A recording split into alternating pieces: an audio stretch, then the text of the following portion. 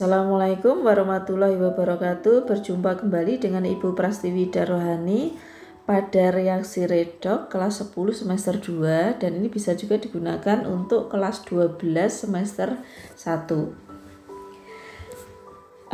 Kita menjumpai contoh reaksi redoks dalam kehidupan sehari-hari itu misalkan apel ya. Kita mengupas buah daging apel yang warnanya semula itu istilahnya cerah, lama-lama akan menjadi kecoklatan. Kemudian kita menemukan minyak goreng ya yang lama-lama menjadi tengik. Kemudian kita juga bisa menjumpai contohnya itu juga pada pembuatan aki dan baterai. Nah, contoh ini melibatkan adanya reaksi spontan dengan udara, yaitu dengan oksigen yang ada di udara. Itu contoh dalam kehidupan sehari-hari. Mari kita akan mempelajari konsepnya. Reaksi redoks itu singkatan dari reduksi oksidasi ya. Adapun reaksi redoks adalah reaksi yang di dalamnya terjadi pelepasan. Ada pelepasan dan pengikatan oksigen, atau ada juga serah terima elektron antar zat, atau juga ada pengertian terjadinya perubahan bilangan oksidasi. Nah, kita pelajari konsep reaksi redoks. Yang pertama adalah konsep pelepasan dan pengikatan oksigen. Yang dinamakan reduksi itu adalah reaksi yang mengalami pelepasan oksigen. Nah, zat yang mengalami pelepasan oksigen atau yang mengalami reduksi ini disebut sebagai oksidator ya. Contoh misalkan Cu2O, ini semula Cu punya oksigen ya, bereaksi dengan karbon, dia akan menjadi 2Cu ya, oksigennya dilepas, kemudian CO ya, terbentuk gas karbon monoksida. Nah, Cu2O di sini ini bertindak sebagai apa? Sebagai oksidator ya, oksidator yang kehilangan oksigen menjadi apa? Cu, maaf ini Cu ya, bukan CO tapi COO ya, sorry O yang ini Cu. Ini udah benar, CO, karbon monoksida. Kemudian kita ke oksidasi. Nah, oksidasi itu mengalami apa? Pengikatan oksigen, yang mengikat oksigen ya. Jadi zat yang mengikat oksigen atau yang mengalami oksidasi ini namanya adalah reduktor ya, reduktor. Contohnya besi berkarat ya, perkaratan besi karena udara itu Fe ya, kemudian adanya udara oksigen itu akan terbentuk Fe2O3 ya. Kita setarakan, kalau ini 3 berarti ini 2, berarti Fe-nya 4. Nah, Fe di sini atau besi ini bertindak sebagai apa ini? Karena mengalami apa ini? Oksidasi, dia mengikat oksigen, berarti dia sebagai reduktor ya, sebagai reduktor karena menerima oksigen membentuk apa? Fe2O3 atau karat besi. Dari konsep yang pertama, pelepasan dan pengikatan oksigen, semoga bisa dipahami. Kita ke konsep kedua. Konsep kedua itu konsep pelepasan dan pengikatan elektron. Yang reduksi ya, itu adalah yang menerima elektron. Reduksi itu menerima elektron. Contohnya Cl2 ya, itu menerima 2 elektron menjadi 2 Cl-. Nah, ini kan menerima elektron nih. Ya. Kemudian yang oksidasi ya, berarti kalau oksidasi itu adalah yang melepas elektron ya, terjadi pelepasan elektron. Nah, yang melepas elektron kalau contohnya misalkan Na, nah itu akan menjadi Na plus karena melepas berapa elektron? 1 elektron. Nah, ini dilepas di sebelah kanan. Nah, jadi Cl2-nya ini ini mengalami reduksi, berarti ini sebagai oksidator. Sedangkan Na-nya karena mengalami oksidasi, pelepasan elektron, sehingga ini reduktor ya, Na-nya sebagai reduktor. Nah, dari sini semoga bisa dipahami konsep yang kedua, pelepasan dan pengikatan elektron. Kemudian yang ketiga, nah ini yang ketiga ya. Yang ketiga itu konsep kenaikan dan penurunan bilangan oksidasi. Nah, kalau reduksi itu mengalami penurunan bilangan oksidasi. Nah, kita contoh misalkan Fe3+ ya. Nanti kita kalau yang bilangan oksidasi kita jelaskan setelah ini ya. Nah, dari sini sementara ikuti penjelasan saya bahwa Fe ini bilognya +3 ya, karena ini ada 3+.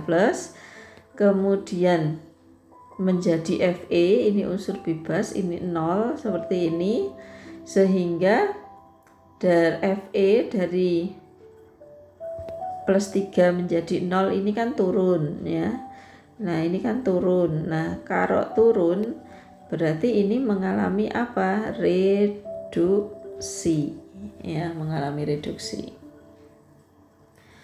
Kemudian oksidasi itu mengalami kenaikan bilangan oksidasi ya. Ya, namanya oksidasi itu zat yang mengalami kenaikan bilangan oksidasi. Nah, contohnya Na. Na ini unsur bebas, ini 0 menjadi Na+. Nah, ini +1 ya, berarti +1. Nah, dari 0 ke +1 ini kan naik ya, naik. Kalau naik berarti ini apa? Oksidasi. Nah, dari sini bisa dipahami ketiga konsep ini. Kemudian kita pelajari lebih lanjut, yaitu tentang bilangan oksidasi. Apa sih bilangan oksidasi itu? Bilangan oksidasi atau tingkat oksidasi adalah muatan yang diemban. Ini muatan yang diemban oleh suatu atom jika elektron ikatan didistribusikan kepada unsur yang lebih elektronegatif. Ya. Nah, ketentuannya dalam penetapan bilog, ya, nah ini dipahami nanti lama-lama hafal sendiri. Yang pertama, bilog unsur bebas. Bilog ini singkatan dari bilangan oksidasi ya. Bilog unsur bebas. Unsur bebas itu berdiri ya seperti ini ya, NaF. Unsur bebas itu Na, Fe, C seperti ini ya. Ini unsur bebas. Kemudian kalau molekul unsur itu contohnya H2, N2, P4, S8 seperti ini. Ini memiliki harga 0. Unsur bebasnya 0. Ya. Unsur bebasnya 0. Nah, seperti oksigen seperti ini ya, ini molekul unsur. Nah, ini bilangan oksidasi, bilognya oksigen itu adalah 0, tidak ada elektron yang dilepas atau diterima. Kenapa 0? Karena tidak ada elektron yang dilepas atau diterima. Bisa dipahami ya, kalau unsur bebas itu 0, molekul unsur juga 0 ya. Kemudian yang berikutnya atom logam ya. Atom logam dalam persenyawaan selalu memiliki bilangan oksidasi positif ya dengan harga sesuai dengan nomor golongannya. Jadi logam itu mempunyai bilangan oksidasi positif sesuai dengan golongannya, kecuali unsur logam transisi yang memiliki lebih dari satu bilangan oksidasi. Nah, umumnya kalau transisi itu lebih dari satu bilangan oksidasi. Nah, contohnya ya, golongan 1A ya, lina karo ruby CS fire itu +1 semua ini ya. Ini +1 ya, +1 LINAK itu ya, itu +1 biloknya. Kemudian golongan 2A ya, benjing mengapalkannya gimana? Benjing minggu camat seragen bade rawuh ya, BEMGCA BARA ya, itu +2 semua dia, golongan 2A itu. Kemudian logam yang golongan 3A ya, itu +3. Nah, contohnya seperti AL itu +3. Nah, kemudian berikutnya dari sini bisa dipahami ya. Tapi kalau yang transisi itu lebih memiliki bilok itu lebih dari 1 ya. Kemudian yang ketiga, bilangan oksidasi atom H itu umumnya +1. Jadi H itu +1. Kecuali jika berikatan dengan unsur non logam ya. Jadi hidrida ya, apa itu, H ketemu logam, contohnya seperti Na ya, itu bilangan oksidasinya itu menjadi -1, itu menjadi -1. Itu kalau yang hidrida. Nah, contohnya seperti ini ya. Ini kan HCl nih, bilangan oksidasi secara umum ya, HCl itu hanya +1 ya, hanya +1, Cl-nya -1. Nah, kemudian NaH, lah ini hidrida ya, ini H ketemu logam ya, NaH, kemudian apa itu namanya, KLiH gitu ya, kan ketemu logam ya, itu dia akan menjadi -1 gitu. Bisa dipahami ya. Kemudian yang keempat, bilangan oksidasi atom O itu umumnya -2, kecuali jika berikatan dengan atom F atau dalam senyawa senyawaan peroksida, itu biloknya akan menjadi -1.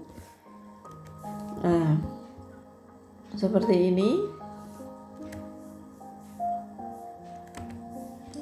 CaO ya.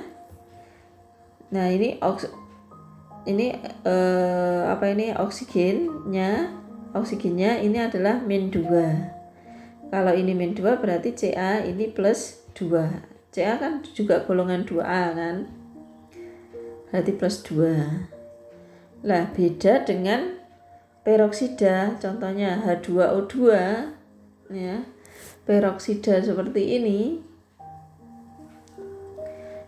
Nah, ini oksigennya bukan -2, tetapi dia akan menjadi -1 ya.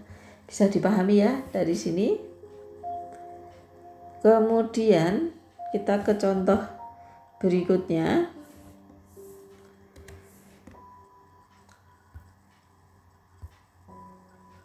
Ini jumlah seluruh bilangan oksidasi atom-atom penyusun suatu ion itu sama dengan muatan ion tersebut. Nah, contohnya seperti ini. S2 ya. Jadi jumlah seluruh bilangan oksidasi atom penyusun suatu ion ya, itu sama dengan muatan ionnya. Ini kan -2 S ini. Berarti biloknya itu adalah min 2. Kemudian Fe3 plus berarti bilognya adalah plus 3. Kemudian ini kalau ini monoionik ya, kalau contoh Cr2O7 2- ini polyionik. Ya. Di sini jumlah muatannya di sini, nah ini kan min 2. Jadi ini nanti min 2. Jadi kalau mau cari Cr, nah nanti bisa seperti ini. 2 kali bilangan oksidasi bilogsnya Cr ditambah 7 dikali bilangan oksidasinya min 2. Ini ya, bilogsnya oksigen itu kan min 2 ya. Ini nanti sama dengan min 2.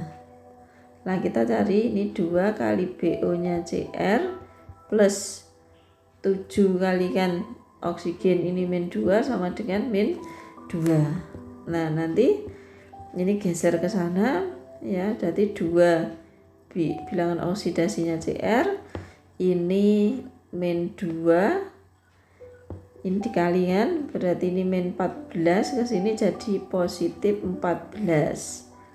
Nah nanti ini 12, positif 12. Jadi BO nya Cr itu 12 dibagi 2 ya, jadi nanti plus 6.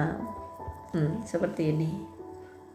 Atau kalau kalian mau cepat, ini nanti sama dengan min 2. Kalian tahu oksigen itu kan min 2 nih ya. Min 2 dikalikan 7 ya.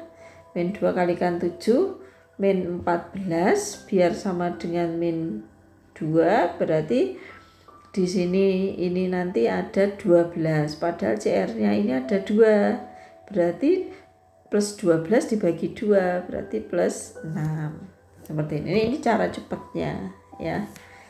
Bilognya ditulis perhitungannya itu di kepala kita gitu ya, nggak usah ditulis di awal. Berikutnya, jumlah bilangan oksidasi unsur-unsur pembentuk senyawa netral itu sama dengan 0. Jadi jumlah bilangan oksidasi unsur-unsur pembentuk senyawa netral sama dengan 0. Nah contohnya besi 3 oksida. Besi 3 oksida itu seperti ini, Fe2O3 ya, ini nanti sama dengan 0. Jadi nanti 2 ini 2 kan, 2 dikalikan bilangan oksidasinya Fe. Maaf, ini ada ya di sini. 2 dikali bilangan oksidasinya Fe itu kan 3 kan. Nah, ini kan 3 plus 3 kali bilangan oksidasinya O itu min 2. Nah ini nanti sama dengan 0 gitu. Bisa dipahami ya. Atau gini, kalau mau mencari Fe misalkan ya, mau mencari Fe, nah misalkan ini Fe2O3, nah ini kan sama dengan 0, kan sama dengan 0. Misalkan suruh bilangan oksidasi Fe nya berapa. Nah ini oksigen kan min 2.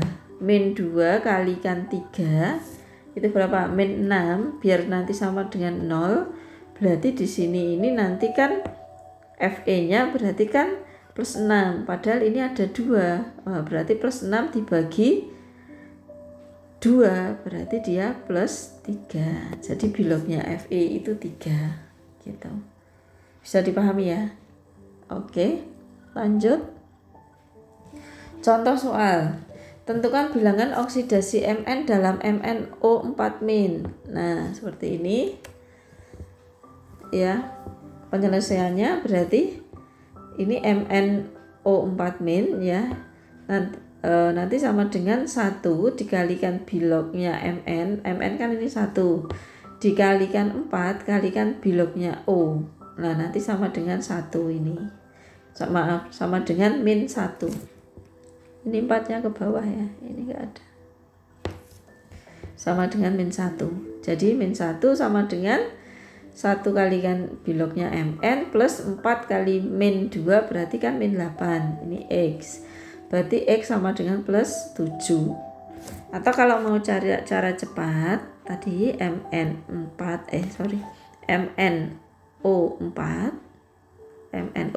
min. Lah ini kan sama dengan min 1, ya kan? Oksigen itu min 2. Perkaliannya di kepala kita. Min 2 kalikan 4 itu kan min 8. Biar sama dengan 0, biar sama dengan min 1 berarti kan ini plus 7.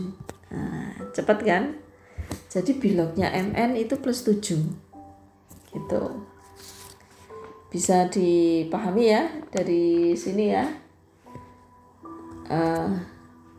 Atau contoh yang lain. Misalkan NO2 misalkan. NO2 nih. Ditanya nih bilangan oksidasinya nitrogen. Nah, ini kan senyawa kan, senyawa netral ya. Senyawa netral nanti sama dengan 0. Berarti kan 1 kali bilangan oksidasinya N ditambah 2 kali bilangan oksidasinya O sama dengan apa? 0. Berarti bilangan oksidasinya N plus 2 kalikan oksigen itu kan min 2 sama dengan 0. Ya. Berarti bilangan oksidasinya N sama dengan apa? Ini kan 2 kalikan min 2 kan min 4. Pindah ruas berarti plus 4. Nah, seperti ini. Bisa dipahami ya. Atau kalau cara cepatnya, ini karena ini senyawa netral berarti ini 0. Oksigen itu min 2. Min 2 kalikan 2 itu min 4 biar sama dengan 0 berarti ini plus 4. Nah, ketemu kan plus 4. Bisa? Ya. Atau misalkan contohnya satu lagi ya. Contohnya misalkan ini apa itu NH3 ya. Misalkan NH3. Contoh cepatnya aja ya. Nah, ini kan unsur misalkan ditanya nih N-nya ini berapa gitu kan. Nah, ini kan senyawa netral berarti kan ini 0 ya. Nah, H itu kan plus 1 kan. H itu kan plus 1. Plus 1 kalikan 3 kan plus 3. Biar 0 berarti N-nya berapa? Min 3. Nah, gitu. Bisa cara cepat seperti ini? Oke. Kita lanjut ke berikutnya. Reaksi autoredok. Ya, reaksi autoredok itu adalah reaksi autoredok atau reaksi disproporsionasi itu adalah reaksi ketika suatu zat yang mengalami reaksi reduksi dan reaksi oksidasi secara serentak ya. Jadi satu zat ini mengalami oksidasi dan mengalami reduksi. Satu zat yang mengalami oksidasi atau reduksi itu namanya autoredok atau disproporsionasi. Nah, contohnya seperti ini ya. Cl ya, Cl2 ini unsur bebas berarti 0. Kemudian KOH ya, KOH-nya K-nya itu kan golongan 1 ya. Helena Karo Ruby itu kan berarti plus 1. Kemudian kalian tahu H itu plus 1, H itu plus 1. Oksigen tahu nggak? Masih ingat nggak? Min 2 kan? Nah, min 2. Kemudian K itu golongan 1, ini plus 1. Ini senyawa netral ya. Berarti Cl berapa? Biar sama dengan 0. Iya, min 1. Kemudian K di sini K-nya itu juga plus 1. Nah, oksigen ini min 2 kan. Nah, berarti Cl-nya biar nanti ini sama dengan 0. Ini min 2, ini plus 1 berarti ini plus 1. Kemudian H2O, kalian masih ingat oksigen itu min 2, H itu plus 1 ya. Nah, dari sini mana yang mengalami kenaikan? Yang naik, nah lihat nih, ini Cl ini 0, di sini menjadi plus 1, ini kan 0 kan menjadi plus 1, nah berarti dia yang naik. Nah ini naik kan, ini oksidasi ya, dari 0 menjadi plus 1 oksidasi. Kemudian Cl2 yang turun mana? Oh ini dari 0 menjadi min 1 kan, nah ini kan turun, nah berarti ini reduksi gitu. Bisa dipahami nih. Lah Cl2 ini mengalami oksidasi dan reduksi sekaligus, sehingga Cl2 ini dinamakan ya, ini reaksi ini dinamakan reaksi disproporsionasi atau auto redox. Nah kalau ditanya hasilnya oksidasi mana? Hasilnya oksidasi, hasilnya oksidasi itu yaitu KClO. Hasilnya oksidasi, Kalau hasilnya reduksi yang mana? Hasilnya reduksi ya ini, apa ini, KCl gitu. Bisa ya. Yang mengalami oksidasi Cl2, yang mengalami reduksi Cl2 gitu ya. Nah ada lagi namanya reaksi konproporsionasi ya. Konproporsionasi. Apa sih ini konproporsionasi ini? Ini kebalikannya dari autoredox atau kebalikannya disproporsionasi. Ya. Berarti apa? Oh, berarti hasilnya oksidasi dan hasil reduksi itu zatnya sama ya, zatnya sama kan, kebalikannya. Nah contohnya apa? Misalkan contohnya 2H2S ya plus SO2, dia menjadi S, nah 3 plus ini H2O. Nah seperti ini. Nah reaksi seperti ini kita cari nih bilognya. H-nya itu kan plus 1 kan. Nah plus 1 biar ini nanti sama dengan 0, biar ini sama dengan 0 ya. Berarti S-nya ini kan hanya ada 2. Plus 1 kalikan 2 kan plus 2. Biar nanti 0 berarti S-nya min 2. Paham ya? Nah ini kan nanti sama dengan unsur bebas kan, senyawa netral ya, nanti sama dengan 0. Oksigen itu kan min 2. Min 2 kali 2 kan min 4. Biar 0 berarti S-nya plus 4. Kemudian ini S-nya 0 ya kan. Nah hanya ini plus 1, oksigennya min 2. Nah dari sini lihat ya, yang min 2, dari min 2 ke 0 S-nya ini, min 2 ke 0 kan apa? Naik kan? Naik berarti apa ini? Oksidasi. Kemudian S-nya ini 4. Nah 4 ke sini juga nih ke 0, 4 ke 0 turun kan, berarti apa? Reduksi. Nah lihat S-nya, S itu hasil dari apa? Hasil oksidasi dan reduksi ya, sehingga reaksi ini namanya konproporsionasi gitu. Bisa dipahami ya dari sini. Kemudian kita ke pengoksidasi dan pereduksi. Nah, pengoksidasi dan pereduksi. Ada contoh seperti ini. Ya. Nah, kita cari nih bilognya Ag+, kan ion kan ini. Berarti kan ini muatannya plus 1 ya. Berarti plus 1.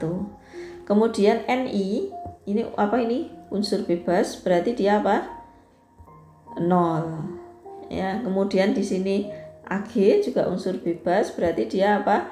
0 juga. Kemudian Ni2+ ini ion plus 2, berarti bilangan oksidasinya plus 2. Nah, dari sini kita bisa tahu bahwa Ag ini dari plus 1 menjadi 0 itu turun kan? Berarti apa ini? Reduksi.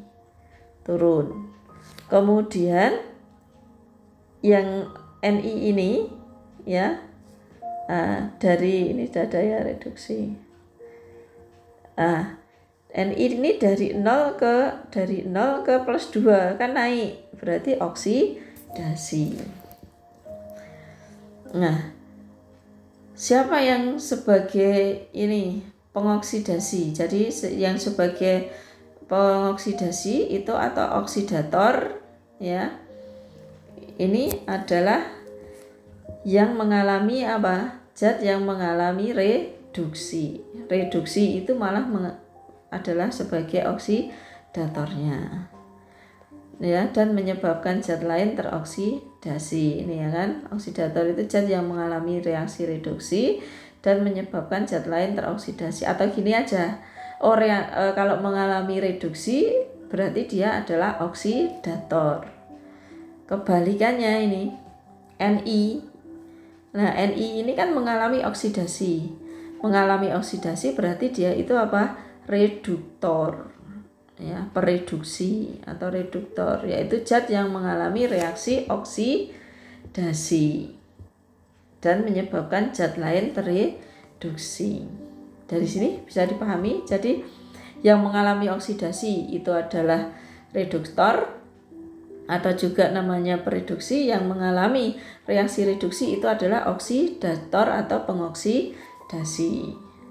Bisa ya dipahami dari sini ya. Saya punya quote ya. Siapa yang menghendaki kehidupan dunia maka harus disertai dengan ilmu, dan siapa yang menghendaki kehidupan akhirat juga harus dengan ilmu. Jadi ilmu itu sangat penting sekali di dunia dan di akhirat. Imam Syafi'i. Silahkan kalian subscribe, like, dan share ke teman-temannya untuk membangun channel ini, karena subscribe itu gratis. Terima kasih atas perhatiannya. Wassalamualaikum warahmatullahi wabarakatuh.